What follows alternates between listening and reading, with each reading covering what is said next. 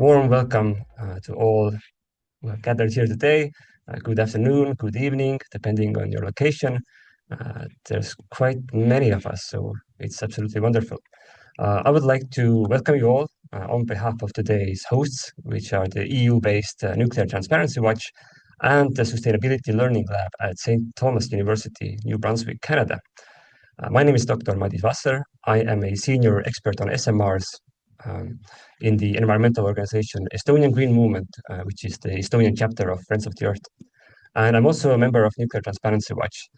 And we were discussing a few months ago different topics on SMRs, like what should we focus on? What should be the most practical and useful thing to know? And we quickly focused on Canada because this is at least where most of the current European SMR projects are very keenly looking at as this flagship country where different projects have been on their way and as something to follow. So indeed, Canada has had a strategic SMR plan in place already since 2018, and many projects have been proposed.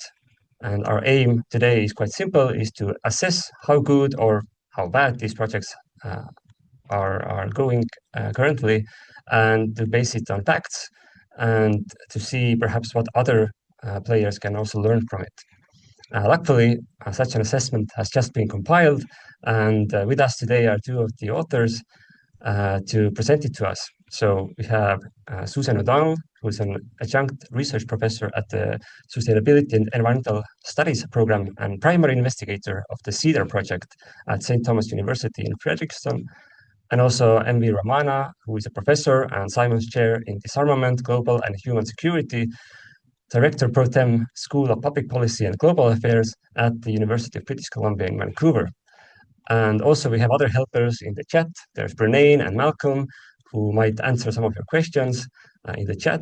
And also please use the Q&A box that you will find somewhere in the Zoom.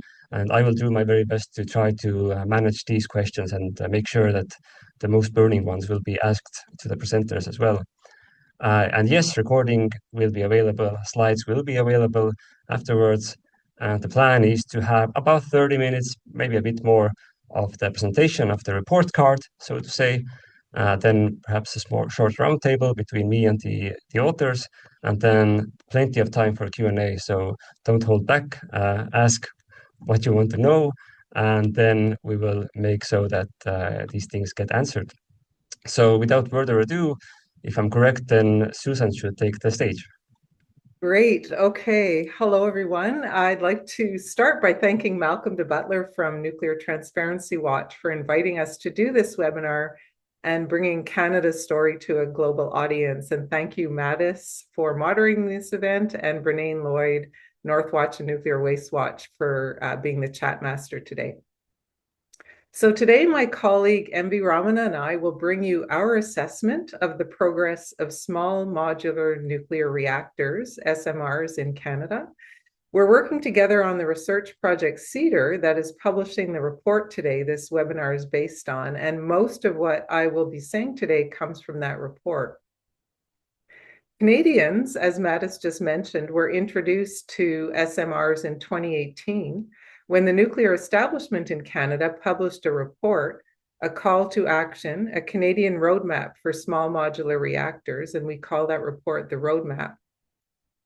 It's a strategy for developing SMRs across Canada, and the Roadmap report stated that the first demonstration SMR could be deployed by 2026, with the first commercial deployment by 2030. So it's 2026, the first milestone. It's time for an assessment, and that's why we wrote our report. An SMR is designed to generate 300 megawatts of electricity or less, and that's compared with all operating nuclear power reactors in Canada, which are the CANDU design, that generate 500 megawatts or more. The term small has no implication for the physical size of the reactor. For example, the Darlington SMR design, the BWRX 300, includes a reactor structure 73 meters tall, that's 240 feet or 21 stories, with 35 meters above ground and 35 meters below ground.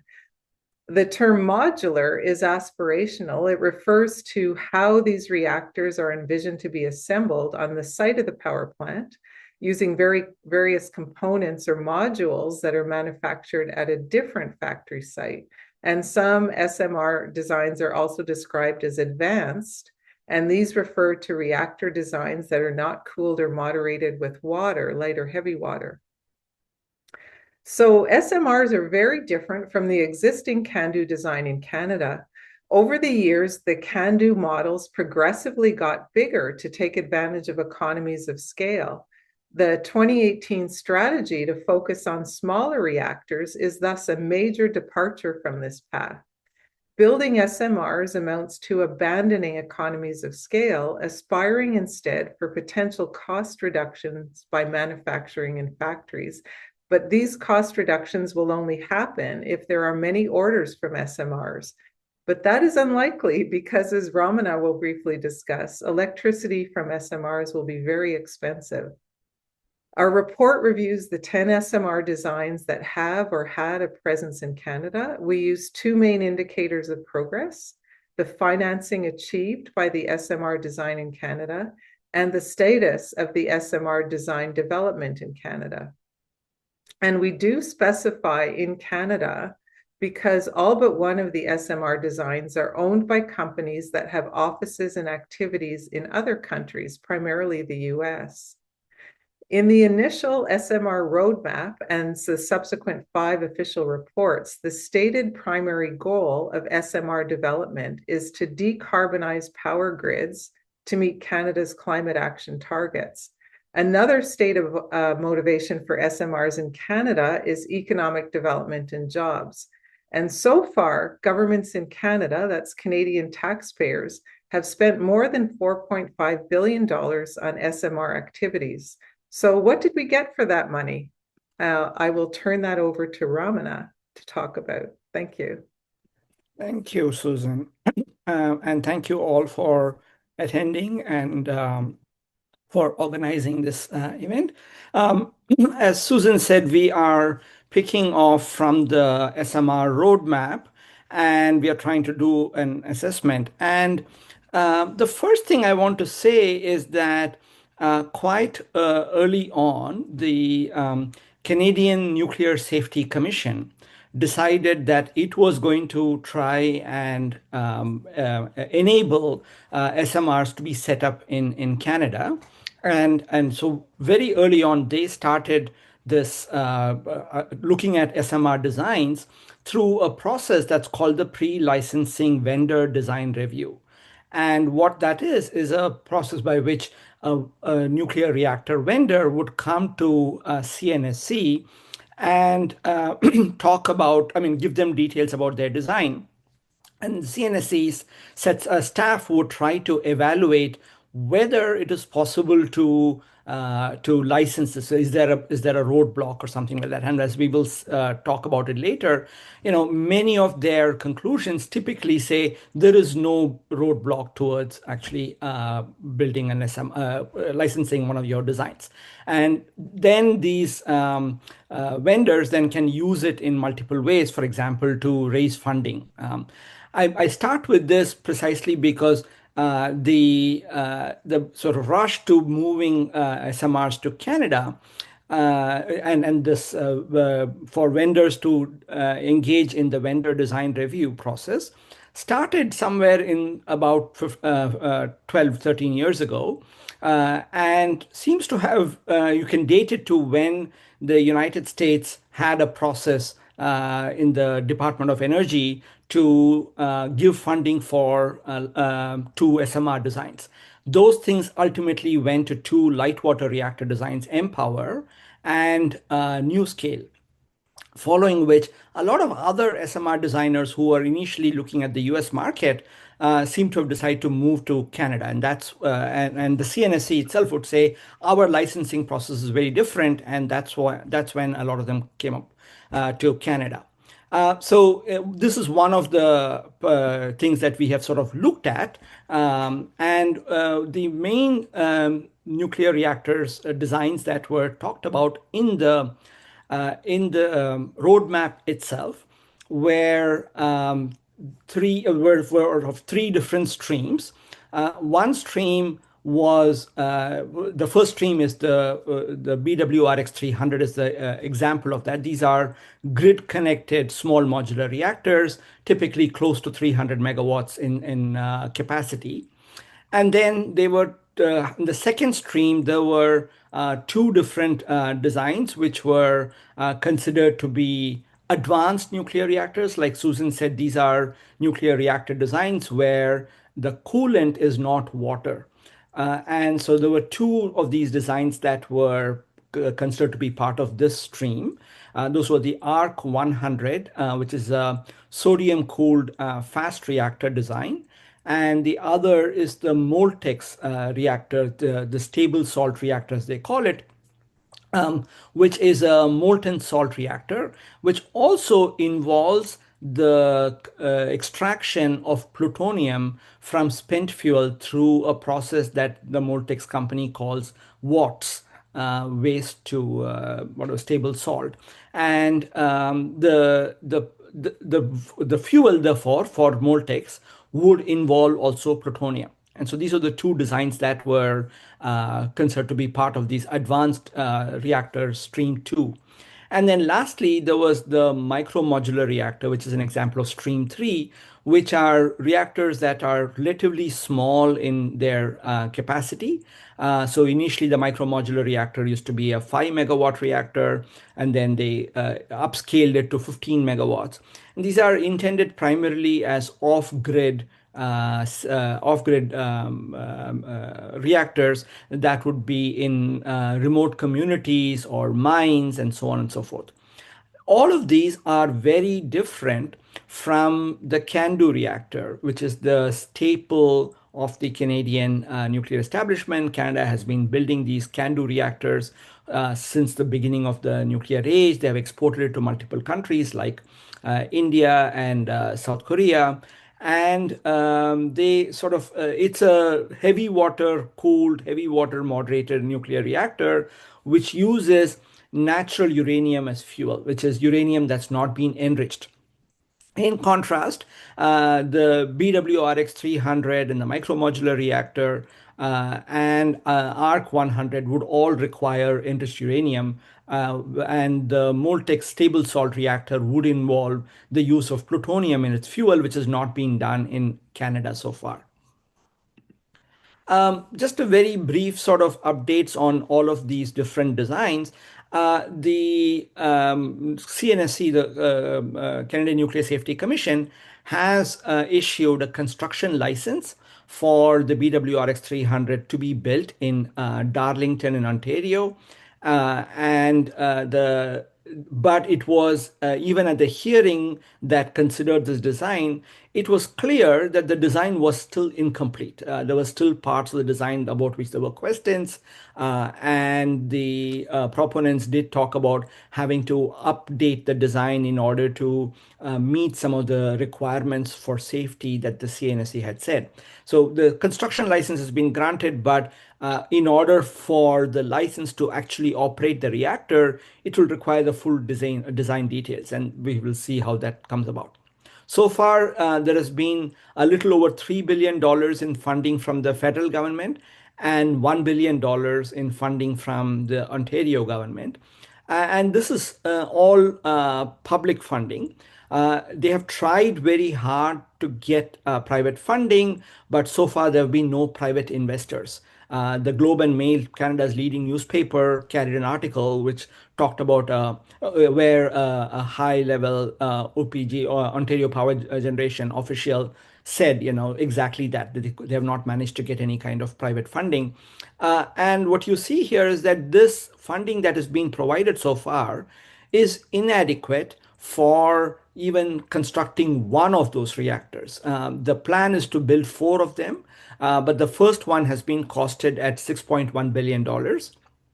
And then an additional $1.6 billion has been estimated as the cost for all of the site preparation, including for possibly hosting 4 of these BWRX-300 reactors at that point. But so far, OPG has only applied to construct one of those, and the expectation that they will follow it up with 3 more. And if all of them are built, the current cost estimate is $20.9 billion. This is very likely to be an underestimate given given the history of cost escalations when construction actually starts. The second reactor design that I'll talk about is the ARC-100. As I mentioned earlier, this is a fast neutron reactor, which means it has no moderator, but it uses molten sodium as coolant. And it's a scale up of a small experimental reactor that operated for many years at the Argonne National Laboratory in the United States, and it uses enriched uranium fuel. Canada does not have any enrichment facilities, so this fuel will have to come from somewhere else, most likely the United States.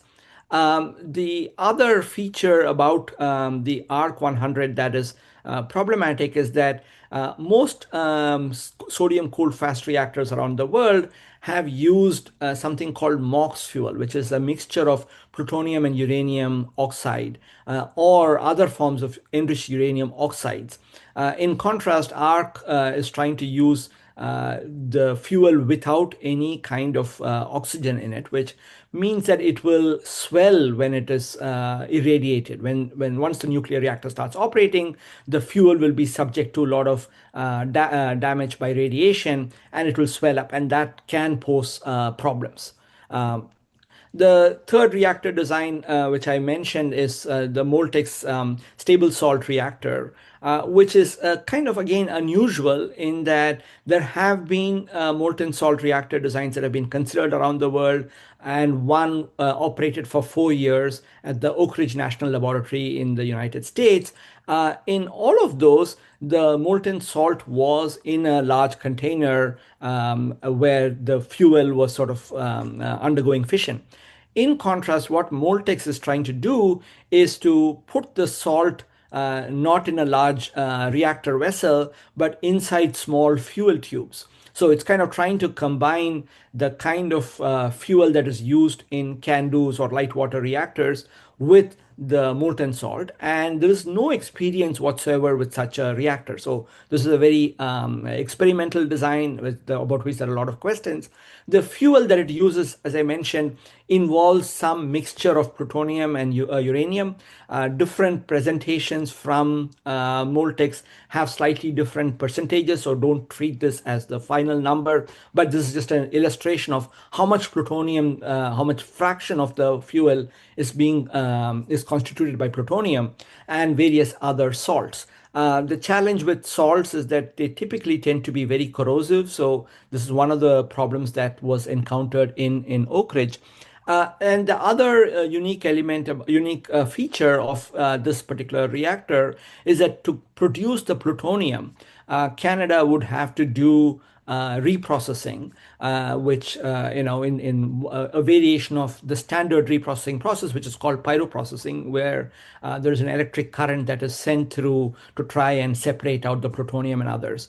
There are only theoretical and laboratory studies. There's no commercial facility that does this, and there are many problems that have been identified with scaling up this for commercial use. Moltex has been having a lot of trouble again raising funding. And sorry, both ARC and Moltex have raised funding from the New Brunswick government, but at some point, New Brunswick says these reactors are not going to come online quickly enough, and therefore it doesn't look like these things are going to move forward. The last reactor design I'll talk about is the micromodular reactor. This was expected to be Canada's first SMR. In March 2019, they submitted an application to CNSC for license to construct. The micromodular reactor is also a new reactor design that is new to Canada. It's a high temperature gas cooled reactor, which is cooled by helium gas. There have been only 4 such reactors built around the world that were in commercial operation, 2 in Germany and 2 in the United States. And all of them had operational difficulties, which is one reason why nobody has pursued this very much. But still, this was expected to be Canada's first SMR. And when the company that is sort of put together the proposal called Global First Power, which is a kind of it involves 3 different companies, and it's a kind of shell game which I'm not going to be trying to describe because I'm sure I will get it wrong. But the leading company there, called Ultra Safe Nuclear Corporation, in October 2024, basically filed for bankruptcy protection under Chapter 11 in the United States. And at that point, there were over $16 million in unpaid balances, including $641,307 to the Canadian Nuclear Safety Commission that they had not paid so far. I should stop here and let Susan sort of talk about the other reactor designs. Thank you, Ramana. Okay, so Ramana just discussed 4 designs. I'm going to speak about the other 6 because our report looks at 10 SMR designs in Canada. The criteria for selecting these designs, either they were referenced in the strategy, they received funding from or signed an MOU with a government in Canada, or they formally engaged with Canada's nuclear regulator, the CNSC. So the 4 designs that Ramana just spoke about were referenced in Canada's SMR strategy. All of them had proponents in Canada, and all were planned for an existing nuclear site. These 4 collectively received more than $4 billion in public funding, and as Ramana mentioned, most of that was for the BWRX 300 in Darlington. So that's 4. Of the final 6 SMR designs, not one has a proponent. 3 of them collectively received more than $55 million in public funding. That's Westinghouse Electric for its eVinci design, Terrestrial Energy for its IMSR 400 design, and the Canadian Space Mining Corporation for its LEU-NR design. In addition to the direct funding that I just mentioned, that I'll tell you about in a minute, to the SMR design vendors, there's other organizations, a lot of them that receive public funds to support the development of these designs. Okay, so of the last 6, the eVinci has received the most money. Westinghouse Electric received more than $27 million in public funds for its eVinci design. The current status, the eVinci design is currently being studied in Saskatchewan. However, the Westinghouse Electric Company's website states that all eVinci staff are working under one roof at a single site in the United States. Next down the line, in terms of the amount of public funding received, is the IMSR 400. That's the integrated molten salt reactor. And that company, Terrestrial Energy, received more than $25 million for its design.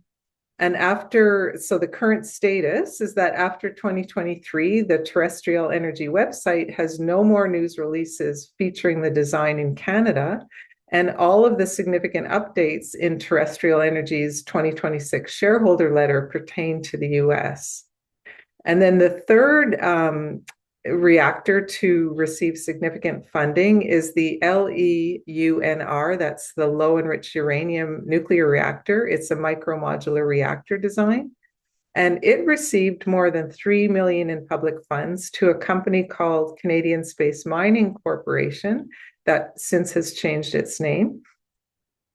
So that particular reactor design is the only one in our study of the 10 that's owned by a company that does not have an office outside of Canada.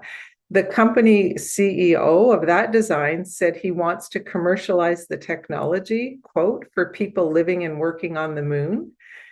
We could find no reports of design developments. So that's 3 of the 6. Of the final 3 designs, 2 received no funding.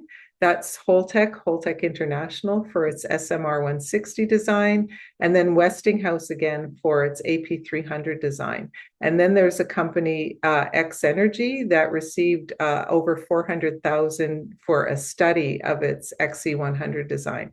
So the final 6 SMR designs, 5 of them have offices in the US and other countries. And we are interested in why so many SMR companies with activities outside of Canada have or had an office in Canada and what they hope to achieve here. So in Canada, only 4 Canadian provinces have expressed an interest in or funded SMR activities. That's Ontario, New Brunswick, Saskatchewan, and Alberta. And Ramana already discussed the SMR plans for Ontario and New Brunswick. In Saskatchewan, the federal government has given Saskatchewan more than 130 million for SMR activities, and the province has spent about 85 million on SMR activities. The power utility Sask Power has selected the BWRX 300 design for potential deployment in Saskatchewan, but it has not placed an order. And the government in Saskatchewan has said it will decide in the year 2029 whether or not to build an SMR. But they also released a strategy that calls on the federal government to pay 3/4 of the cost of the first reactor in Saskatchewan. In Alberta, the federal government has given more than 15 million for SMR activities to organizations in the province. And the Alberta government has spent just over 1 million on 2 studies of SMRs. One of the studies is about the use of SMRs in the oil sands, and it was a study conducted by the oil company Cenovus. So Cenovus ended the study early when they found out, and I'm going to quote from their report, and this again is from the Alberta oil company Cenovus. From a business perspective, SMRs are not economic or commercially feasible at present or in the near future. The capital costs are high, the timelines are long and uncertain, and technology and supply chains lack maturity. There is potential application for industrial heat needs, but significant progress in these areas is required, which may not happen for several years. So I'm just going to end that there and turn it back to Ramana to talk about the cost of SMRs. Thank you, Susan. Yeah, picking up on something that Susan mentioned in the beginning, when you go from large reactors to small reactors, then you lose out on economies of scale. This is something which is a well-known principle in a lot of industries, that the cost of a particular facility does not scale linearly with the size of the production capacity of the facility. So sometimes engineers use some kind of rough formula in the kind that I've shown. For those of you who like formulas, that's a number to sort of remember, a 0.6 scale. But all that basically means is that when you build a reactor that is, let's say, generating 3 times as much electricity, the cost of building the reactor is not 3 times as much as building as a reactor that generates smaller amount of electricity. And that's simply because you do not need 3 times as much concrete or 3 times as many workers in a larger facility. That's what economies of scale is really capturing.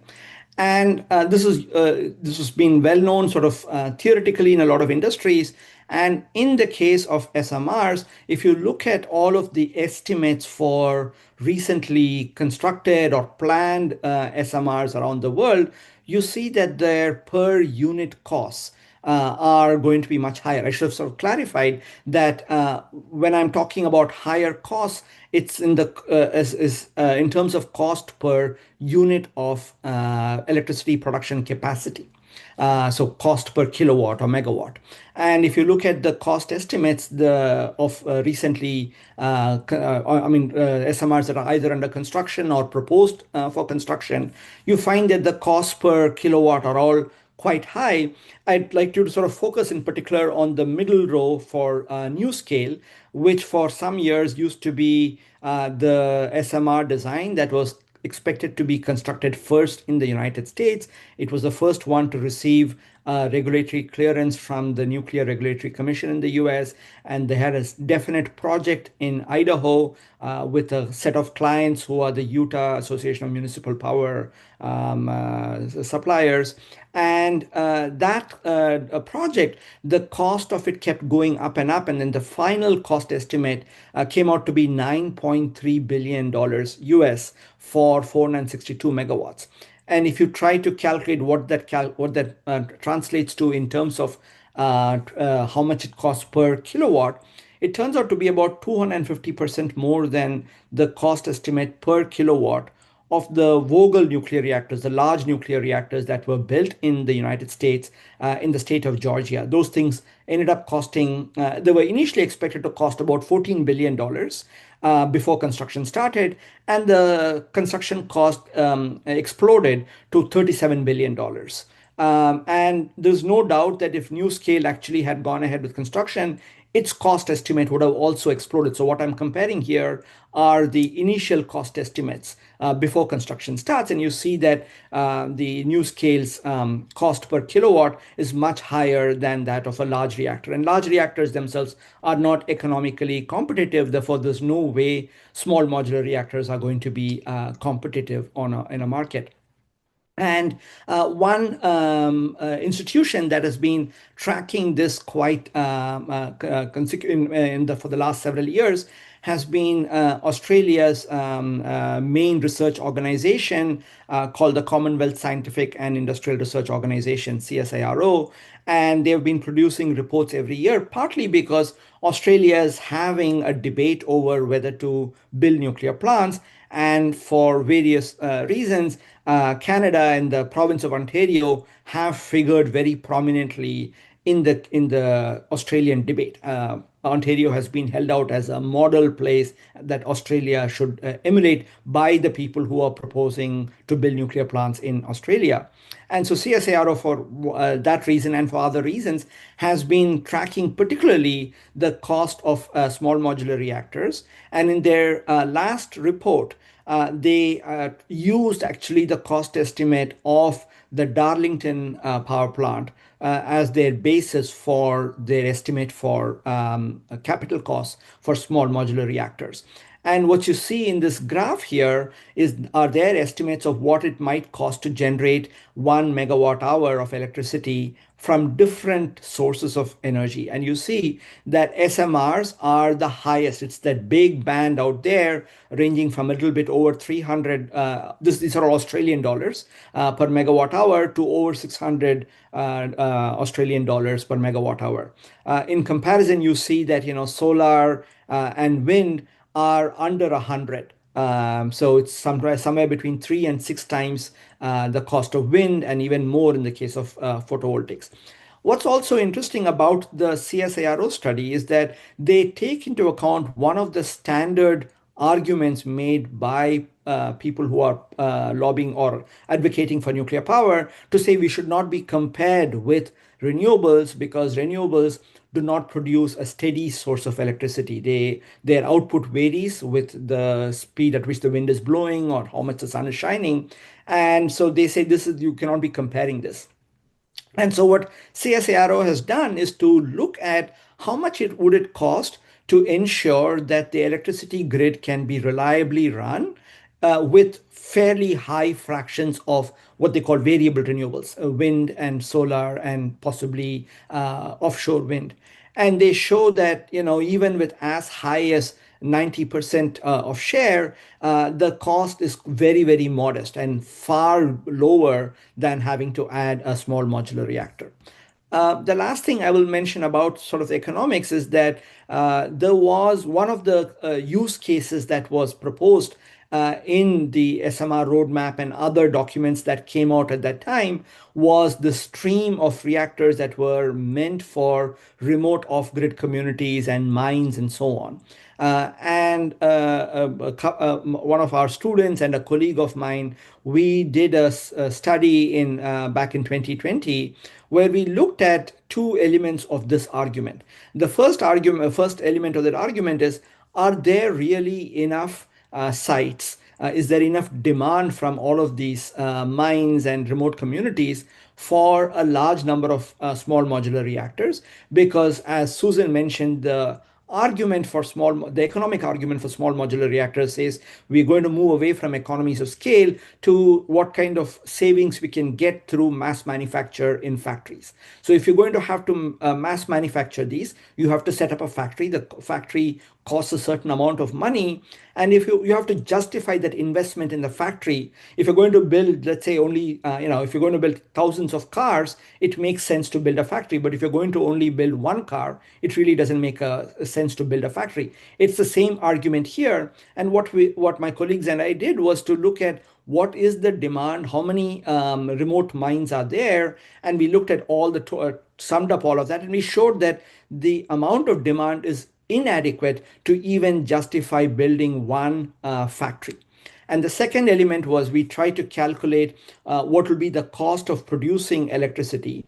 And the argument why SMRs were being proposed in this place was precisely because these communities had to rely on diesel that was shipped from far away. So their energy costs were already very high. So the expectation was in these markets where electricity costs are very high, energy costs are very high, SMRs might actually make sense.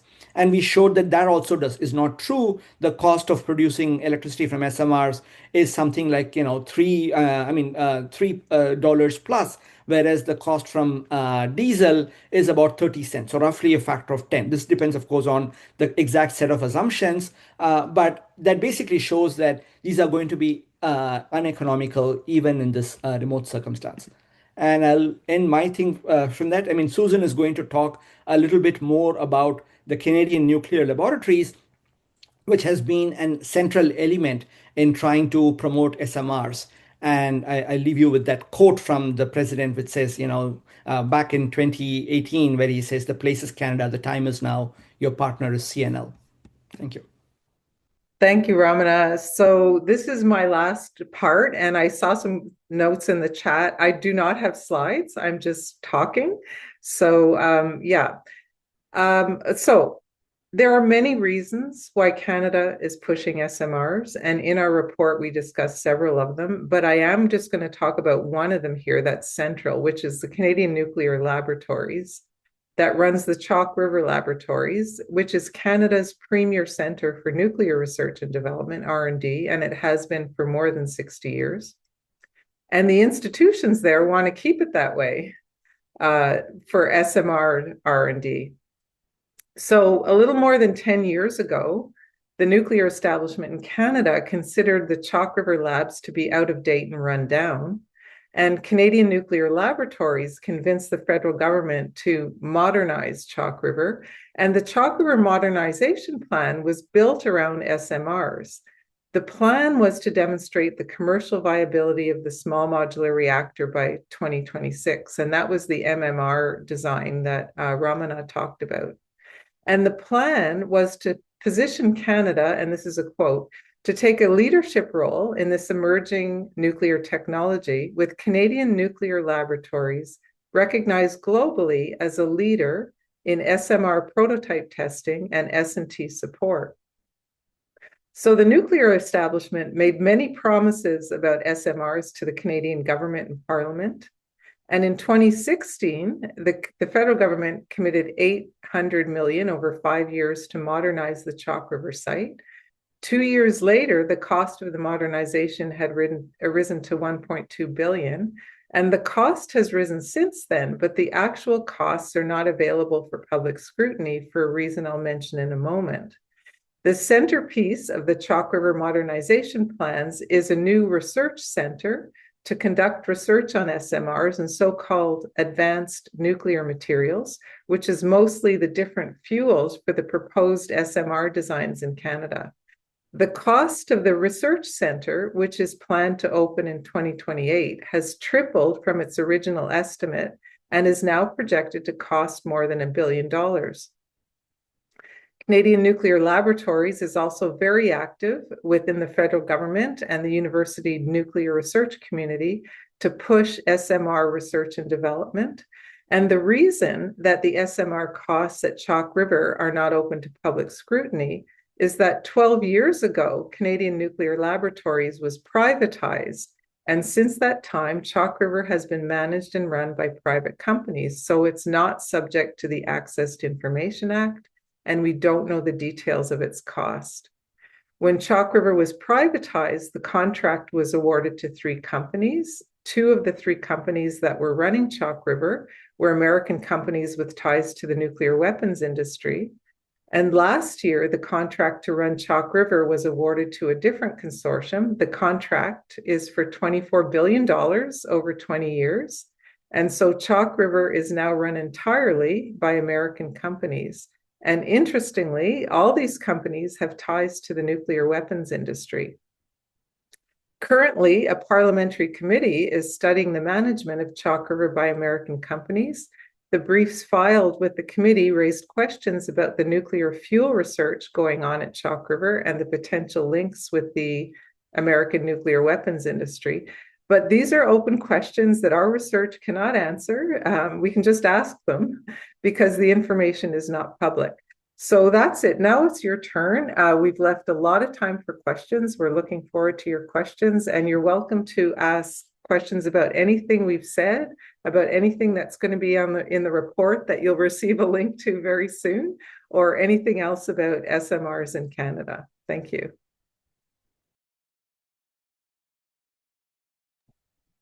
Thank you, Susan. Thank you, Ramana. It's been a lively Q&A happening here, so I will try to summarize what have been some of the themes then, and maybe add a few more sentences from my side as well. It's good that we already kind of touched on the historic aspects as well, because SMRs are not a new thing, although it's like a new wave of hype, one would say. Already Ramana mentioned Empower, which is what's now a couple of decades ago. Let's try to do exactly the same narrative that we hear today. You mentioned NewScale, which is a newer kind of mishap, let's say, from a recent few years. Somebody in the Q&A mentioned Japan's Monju NPP, which had a sodium leak some decades ago. And also on the slides, there was the CARAM design, which I would argue now the cost estimate is basically infinite because it was cancelled after all these years and all this money. So you have to divide by 0 to get the cost estimate, so it won't end well. But one of the questions in the Q&A was about technology, and specifically on the uranium question. So it reads like this: I have heard that the Canadian government may have interest in establishing processing of enriched uranium in Canada rather than importing from the US. Are you aware of this being the case? I could maybe start that to answer that question, and then I'll turn it over to Ramana. I have, and our CEDAR project has done quite a number of access to information requests. There's no question that in the last couple of years, there's a lot more talk behind the scenes about enriched uranium and possibly building an enrichment plant in Canada. Whether that will come to fruition is kind of interesting, because in order to make that worthwhile, you actually have to have a number of reactors that would want to be using this enriched fuel. And it's not at all clear that we're actually going to have that in Canada. But Ramana knows a lot more about uranium enrichment than I do. So I'll turn. Yes, you do. You're shaking your head. But I think I don't want to add to this. We have a lot of questions, so I don't think I'm going to add anything significant to this. So okay, in the interest of time, yeah, let's. Right, then I go through the first list I have, and then I will go back to see maybe in some of the topics we will have more questions. But next on my kind of small list is the financial side. So you mentioned that for the BVRX 300, that's like the flagship project. Private funding is really hard to find at the moment. So why do you think that is so? Is it because it's simply the first of a kind and it will be very, very expensive to build that, or do you have some other theories? Yeah, that's a great question.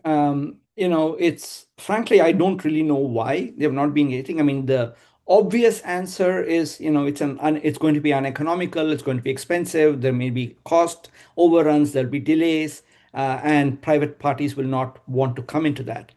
But at the same time, I also have to say that if you look at investment patterns around the world, there are a lot of places, especially in the countries south of where we are, where there's a lot of private money flowing into nuclear power, even though it makes absolutely no sense, sort of from an economic point of view.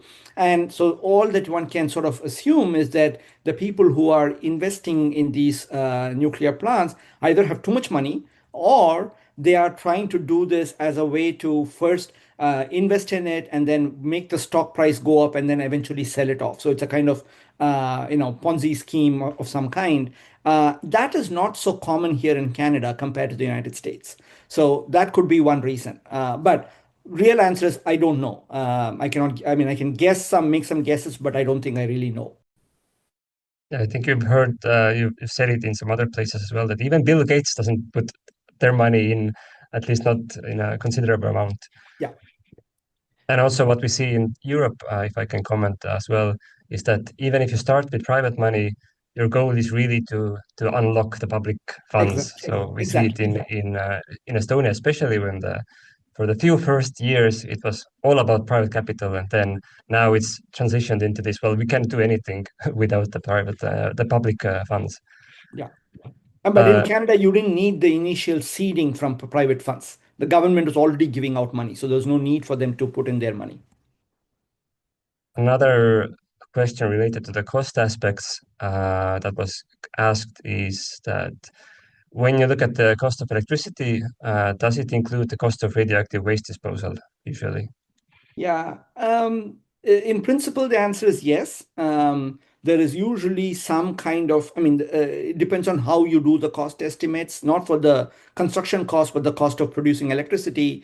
There's usually some kind of payment that is allocated towards waste. So the way it actually works out in many in countries is that utilities are expected to set aside a certain amount of money for each kilowatt hour of electricity, and that money is accumulating over the lifetime of the nuclear reactor as it's operating. Then eventually that is going to be their contribution to dealing with the waste. The it's not we don't, because there are no operating repositories anywhere in the world. We really don't know how much it is going to cost, right? So these are estimates, and usually what you find, and the UK is the best example here, that the cost estimates for actually dealing with this turn out to be much higher than what was initially envisioned. So that is one issue. The second thing to remember is that all of these for cost of electricity generation, they provide what is called a levelized cost of electricity, and that is they use a particular technique called discounted cash flows, and in those kind of calculations, any kind of expense that is happening far into the future, decades into the future, contributes very little because of the whole discounting procedure. And so even if you assume a larger cost estimate for the disposal of nuclear waste, it's not going to change the cost of electricity very much. So it's not a very significant factor in the cost. The primary driver of the high cost of electricity from nuclear reactors is the cost of constructing the nuclear reactors. And related to that, perhaps is a question on many people's minds is how do we compete against this wasteful spending of our hard-earned money and the taxpayers' money? So do you have any good tips on that? Well, it's very interesting because you would think, because of the cost differentials now, especially with the alternative potential sources of electricity generation, power generators, the disparity is so huge. For example, with renewables and storage, you would think that would just kill it right there. But for example, in New Brunswick, we just had a budget presented yesterday that is, they're really under the gun in terms of, spending for health and education, but they managed to find almost $10 million to help prepare the site at the Point Lepreau nuclear site for a new reactor, even though we know it's going to be very expensive electricity, and it has proven to be very expensive in New Brunswick. So there's something else in mind, something else behind it. And I think, it's really interesting. And one of the things I'm really interested in, and that's why I spoke about the piece with Chalk River and the link with American companies and why are all these American companies here, the link with the nuclear weapons industry. I think it's a much more complex reason why it's so hard to make the argument that financially it doesn't make much sense, because it really doesn't make any sense financially, but it doesn't seem to matter. I don't know, Ramana, what do you think about that one? Um, yeah, this is how do we fight back is, of course, a very big question. I don't think I have any particular insight that needs to be shared. I mean, we all have to figure this out, strategies together. All I would say is that in some cases, some of the old arguments don't seem to be working anymore. Because of the kind of rhetoric that we see about the need for energy and AI and data centers and so on, that all of these arguments, which have traditionally been important parts of the debate, seem to have been set aside. So this is something we really have to figure out together. And actually, I'm quite open to hearing what other people think about this. Maybe I'll just mention, because I saw Angela Bischoff, it just came up that she wrote this, and this is something that we do mention in our report, and both Ramana and myself and colleagues have written about this, is now what we've seen industry-wise is the fossil fuel industry teaming up with the nuclear industry, and the promises to build nuclear reactors as a way of continuing or expanding the use of fossil fuels to generate electricity. And we see this certainly in the 4 provinces that have signed on to SMRs, which, Alberta, Saskatchewan, Ontario, and New Brunswick, all are, into the promise of more nuclear, but at the same time expanding their use of fossil fuels for electricity generation. So there is sort of an alignment there about promising to build more nuclear as a way of continuing fossil fuel use. We already touched a bit about the waste management issues, so maybe just a general background on are there or what are, if there are problems of combining the nuclear waste of SMRs along with the CANDU dry waste in the proposed deep geological repository. So do you know anything about that?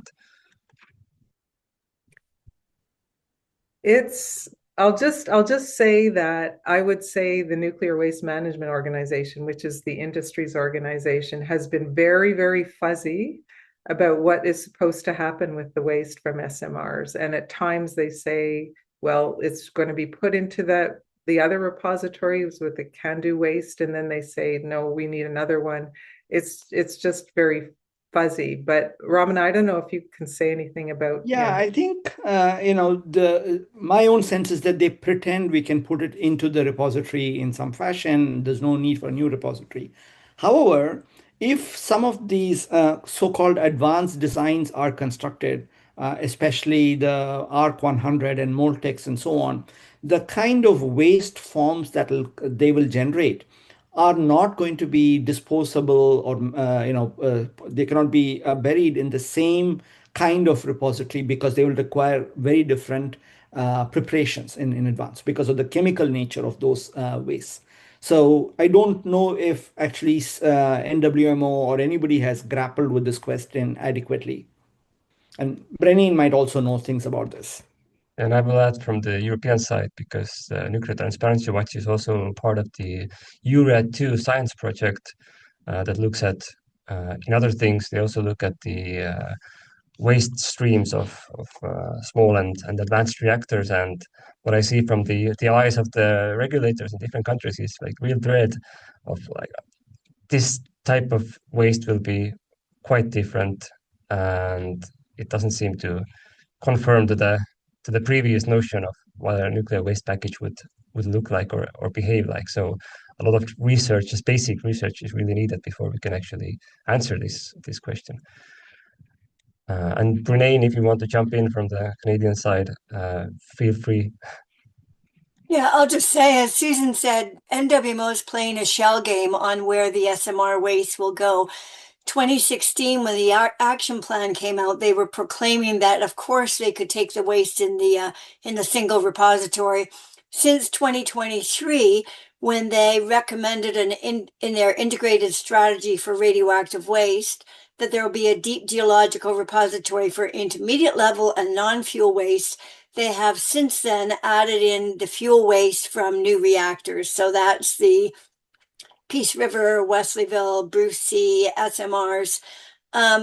The work NWMO has done to date on their proposed repository, which they've cited at the Revel site in Treaty 3, has all been based only on the can-do model. So their used fuel packaging plant, their transportation packages, their estimates of sizing and spacing and everything is all based on the characteristics of the can-do waste, the current conventional can-do waste, not the Monarch.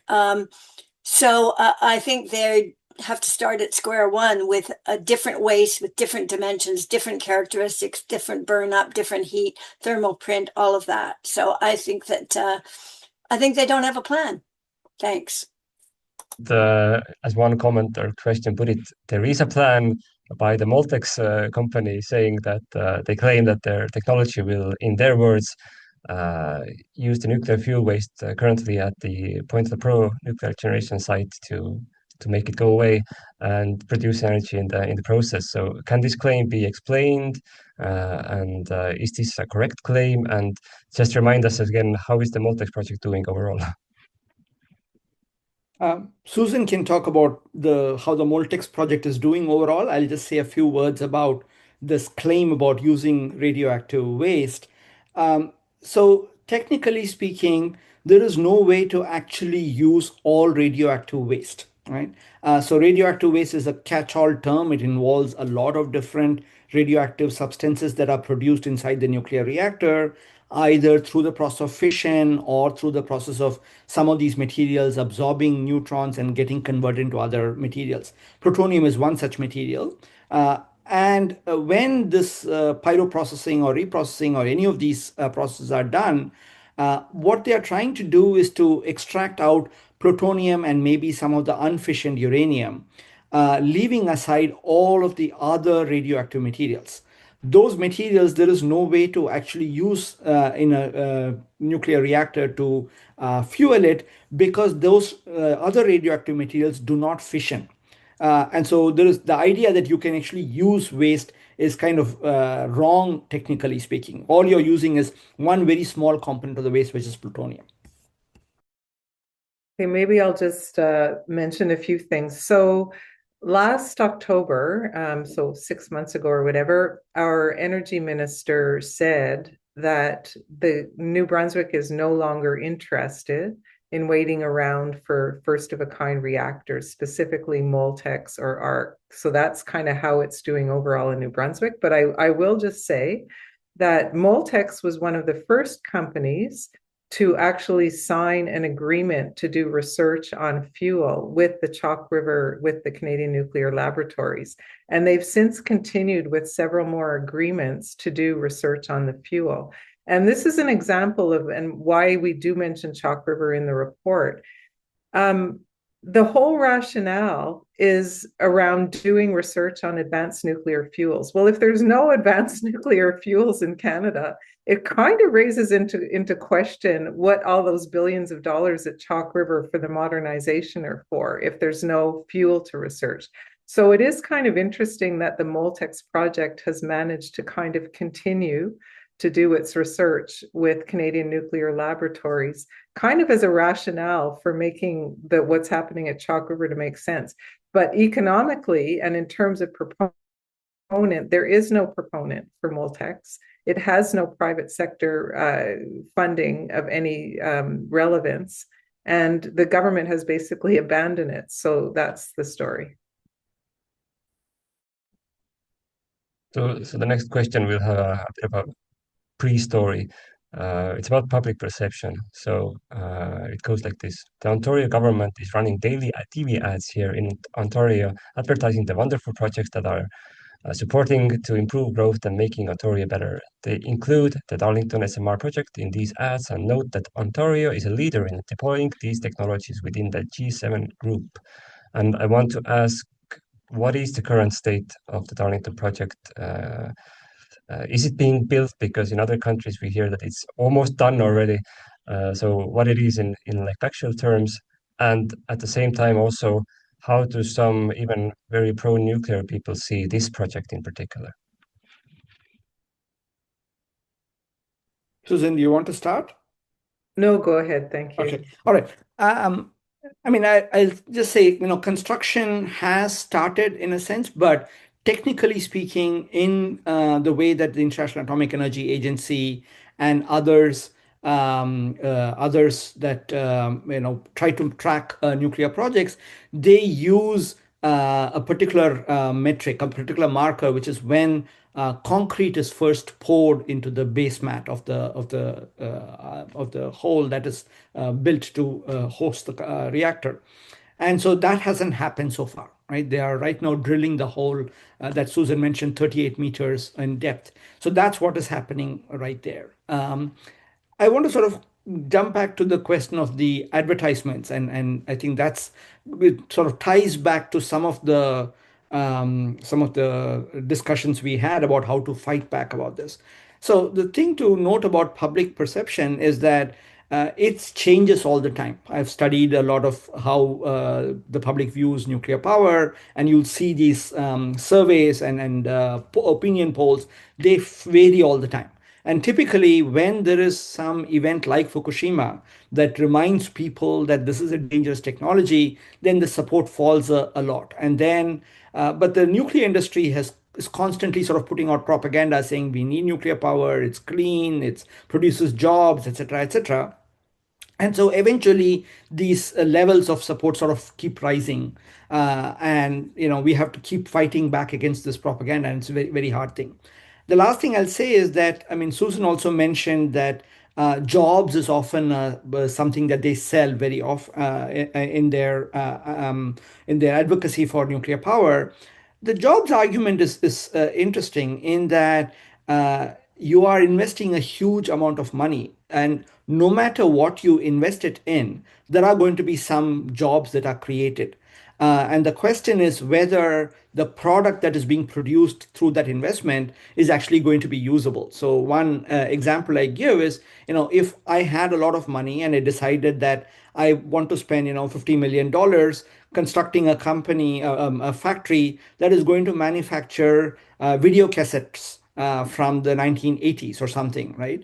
And of course, there are a whole bunch of construction people and engineers and other people will be employed in this particular factory to make those video cassettes. And except for a few collectors, nobody is going to buy those things, right? So SMRs is a little bit like that. If you put in a lot of money, of course, there are going to be some jobs that are created. But if the power that it's producing is very high, it's very expensive, it's not likely that many people are going to buy these SMRs. And for the next question, we need the slides of Mr. Romana. Like the last batch you had, slide 10. This is the most popular question. Can you define what K and S meant in that slide? We can't hear you. You're We on can't see mute. the slides. Sorry. I don't think I need to share the slide. It'll just Okay. take me 2 minutes to sort of talk about that. But essentially, the two things are the cost of the project and the size of the project. So in the case of nuclear reactors, you can think of S as the output power level, design output power level, and K as the capital cost of constructing that nuclear reactor. So the equation basically says that the cost of the building a project scales as the 0.6th power, which means that it's sort of a little bit like a square root. Okay, and I don't know if that makes it any easier for people who are not used to equations. But the argument basically is that if I were to think about two reactors, one generating 1,000 megawatts and one generating 200 megawatts, the output of the 200 megawatt reactor is just 20% of the output. So the company that is owning that will be only able to sell 20% of the kilowatt hours that the larger company will be holding. But the cost of building the nuclear reactor for that, according to that equation, will be 40% of the cost of constructing a 1,000 megawatt reactor, right? That's what that equation is telling you. So the cost does not scale with the amount of output.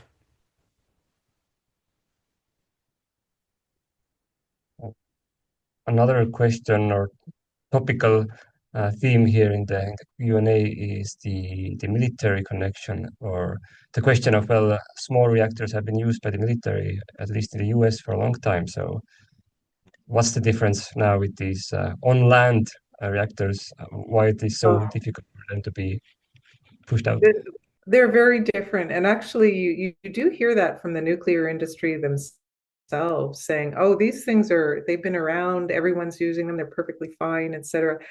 Maybe I'll turn it over to Ramana to explain what the difference is between the military reactors and civilian reactors and why we can't just take a reactor from a nuclear submarine and put it on land. And yeah. Yeah.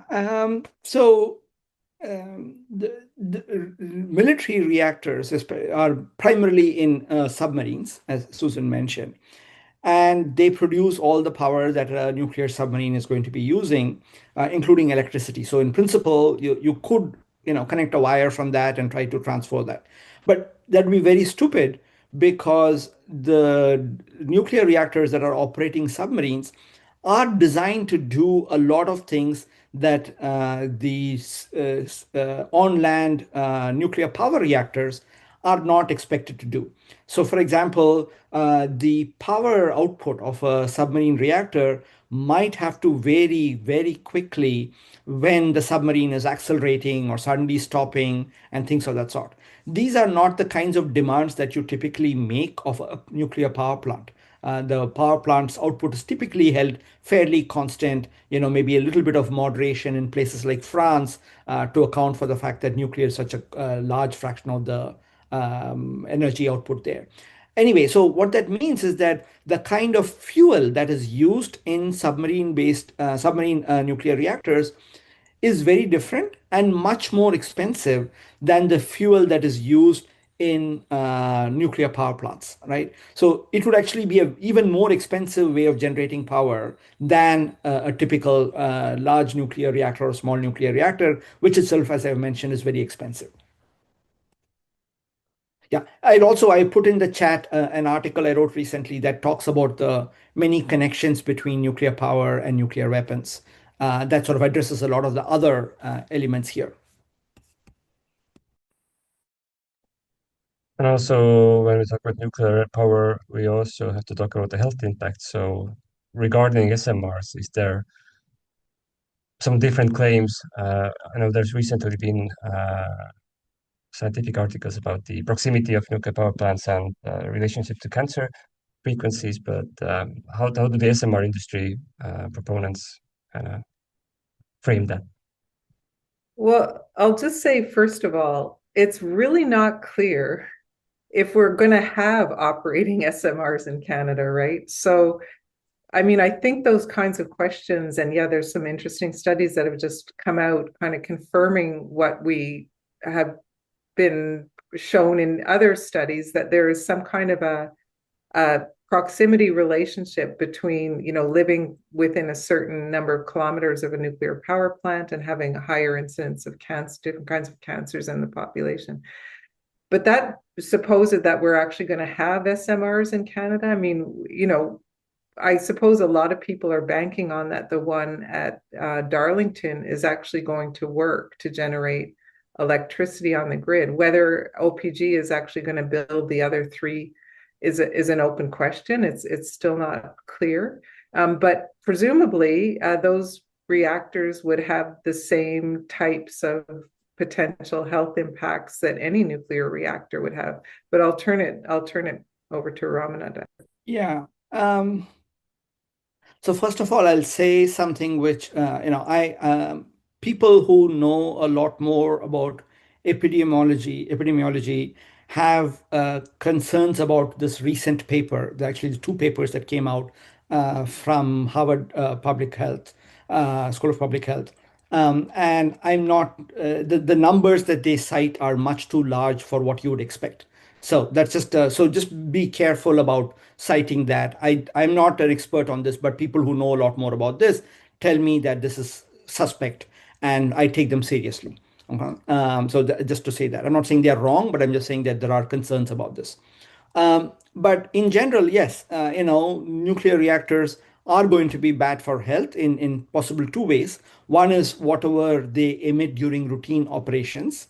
And then the other is when and by routine operations, I also am thinking about the very long-term risks associated with nuclear waste, because ultimately the plan is to just kind of bury it somewhere, and sooner or later that is going to contaminate the water table at some level or the other. So that's a very long-term risk. But the other risk, of course, with nuclear plants is that of accidents, like what happened in Chernobyl and Fukushima. Now, what the small modular reactor designers would tell you is that the probability of an accident at a small modular reactor is much smaller, right? Now, strictly speaking, if all else were equal, then a smaller nuclear reactor is safer, or the risk of getting a high level of radiation dose from an accident at a small reactor is going to be lower than for a large reactor. This is for a couple of different reasons. One is obviously the amount of radioactive materials inside one of these nuclear reactors, small reactors, is going to be smaller compared to a large reactor. And the amount of energy that is available to disperse that radioactive materials, like the sort of cloud of radioactive substances that went out of Fukushima or Chernobyl, the amount of energy that is required to do that is also going to be smaller in a smaller reactor. So all else being equal, a smaller reactor can be, in principle, safer in terms of the consequences. The problem is that all else is never equal, right? When they propose to build small modular reactors, you're planning to build multiple reactors at the same site. Like Darlington, they're thinking about 4. The NuScale proposal used to initially involve 12 NuScale reactors, and then came down to 6. But these are always multiples that are being proposed. And if you look at what happened in Fukushima, we saw that the meltdown at the first reactor immediately started affecting the chances of a meltdown at other reactors, because radiation levels were so high, maintenance staff could not access the second reactor, and so on and so forth. And so that kind of thing will happen with any kind of multiple projects, right? The second thing that many SMR vendors are trying to do, and this is not so true here in Canada, but it's definitely much more true in the United States, is that they say this reactors are so safe that we do not need a containment structure, right? They will change the nature of the design and reduce some of the safety features that have helped reduce the impacts of accidents or the likelihood of accidents, right? So the other thing they talk about in the United States a lot is to reduce the emergency planning zone, the area in which people will have to be planning for evacuation in the event of an accident. That is a small cost for these operators, because they have to do periodic drills and so on and so forth. They don't want to do that, so they want to shrink the emergency planning zone into the facility itself. And the Nuclear Regulatory Commission has basically signed off on that kind of idea. And so it's actually reducing the safety by pointing to something else. So all that is to say that SMRs, on paper can be safer, but in practice they will not be safer.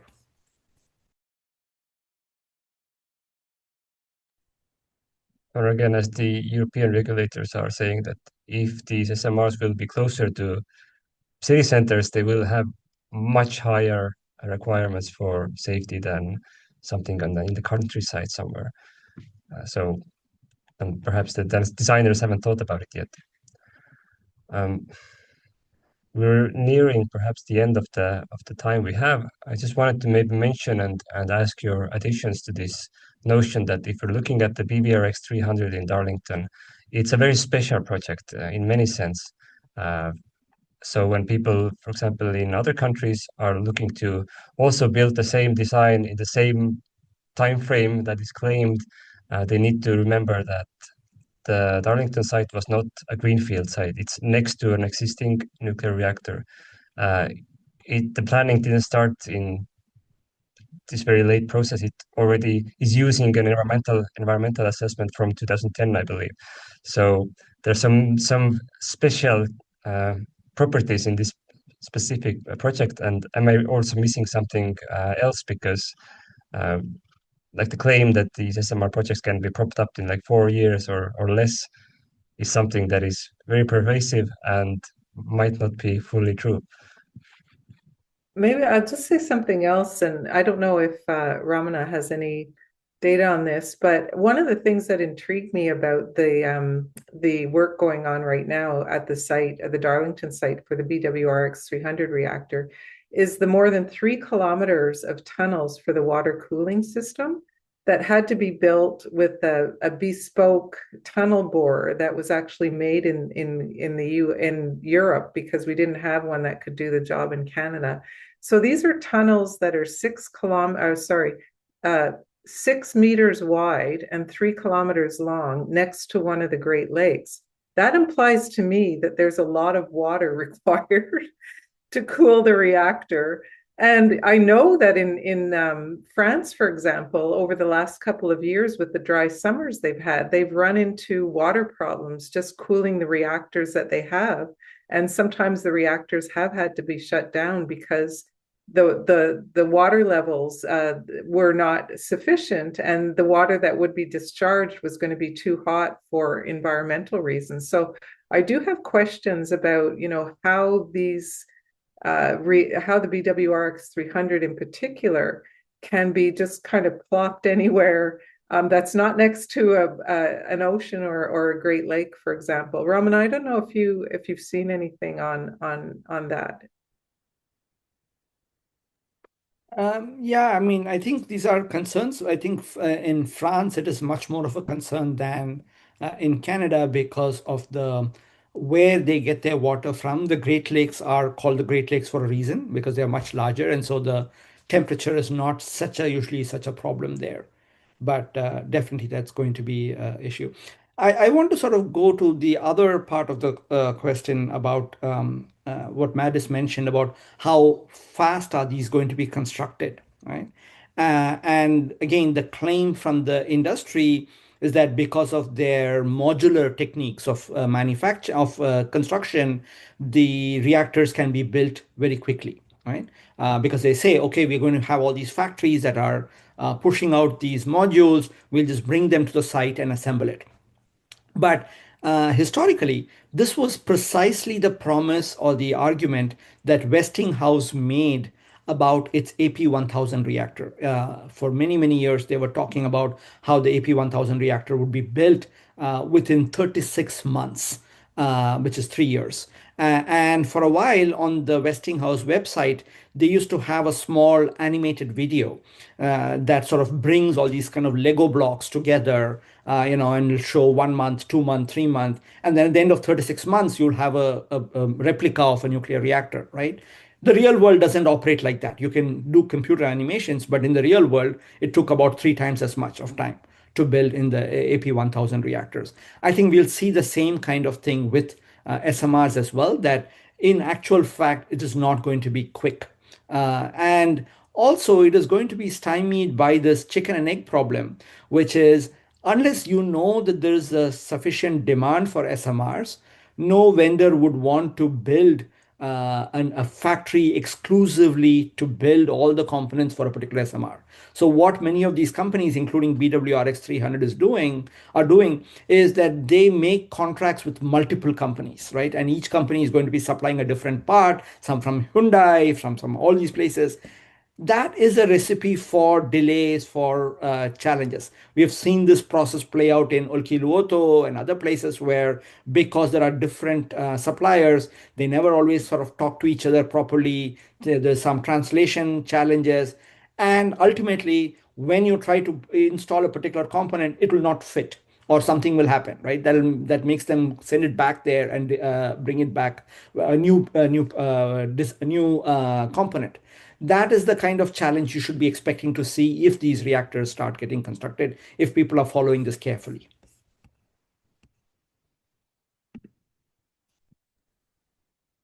So I would ask the final question, and you can take a longer answer then. So we finish before half past. So the question is about listening to your story and your talk today. We see that still national governments, companies still continue to claim very wild information that really contradicts to what the report and what your experience is saying. So, how can people listening today how can they help to correct this false information that's rampant? What's your ideas? What's your suggestions? Your next steps? We read your report, we spread it around, and then what? Yeah, that's so I will say this is what I can do. We can sort of try to churn out some prose in various places, in various forms, in the forms of reports, in the forms of books, in the forms of op-eds. But other than that, as somebody who is teaching in a university, I can talk to my students a little bit, but that's about all we can do, right? There are other people who are out in the world who can intervene in other fashions. And so it should not be for me who is sitting inside an ivory tower university to be prescribing course of action. But Susan is sort of much more linked in with social movements. She may have more intelligence to share in this than. Well, it's very interesting who the politicians, because a lot of these decisions are political, right? The funding comes from public bodies, governments, and it has to be politicians who sign off on this. Who are they listening to? And 5 years ago, it was 5 years ago this month, Ramana, that you and I and three of our colleagues, including Gordon Edwards, who's in the chat, all with PhDs, who provided a briefing for the then Minister of Energy in New Brunswick about the problems with the ARC and the Moltex designs.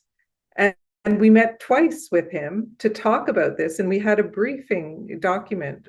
And it didn't seem to matter because subsequently he went on a webinar and talked about how he learned everything he knew from about nuclear from the CEO of Moltex. And he was just charmed by the fellow, and that's what he talked about. And so this is part of the problem. The heads of these, nuclear startups and nuclear companies, they're very, very, very skilled. And they bring all of these promises and, all these glitters of, riches and gold and jobs and all the rest of it. And it's extremely, extremely persuasive to politicians, especially, who just want to believe in the vision. And that's what we keep getting, these ads in Ontario, for example. Fortunately, we don't have them in New Brunswick yet, but just about, how this is going to create this wonderful world where we never have to worry about energy again and all this. And without even kind of dealing with the root problem that we're talking about here, and maybe we could get into that in another webinar, which is that, we're promising a kind of utopia that is absolutely impossible living on a finite planet, right? And this is what nobody really wants to get into because it's not a very good story. Yeah, and I will add that certainly you don't have to have a PhD to be in these discussions. You certainly don't have to be a PhD in physics to be in these discussions because, as we say jokingly here, the nuclear physics part has been worked out. That's the easy part. It's all the other aspects that need to be taken care of. So it's the financial side, the technical side, the public participation and perception and so on. And as we say in the Nuclear Transparency Watch as well, we're not pro-nuclear or anti-nuclear, we're pro-safety. So in the end of the day, this is what it should all come down to. Like, if these things will be built, will they be built safely? Will they be operated safely? Will the waste be managed safely? And if, like, the answer to some of these questions are, well, we'll figure it out later, then that's not a good answer. So that's what we'll see with the Canadian example now. How they will do it, will they do it? If they succeed in the Darlington project, for example, then other projects may also succeed. If they fail, other projects will certainly also be cancelled. So it's interesting, like this whole wave of this renaissance of the SMRs is really tied up in this Canadian example. So it's as we spoke some years ago, like you didn't realize yet that everybody's watching Canada, but it is so. And I'm very grateful for the report that you've done. Can't wait to read it as well, and I guess for others as well, read through it, look where the citations go, and read through those as well. And wherever you're based, there will be an SMR project near you popping up if it hasn't popped up yet.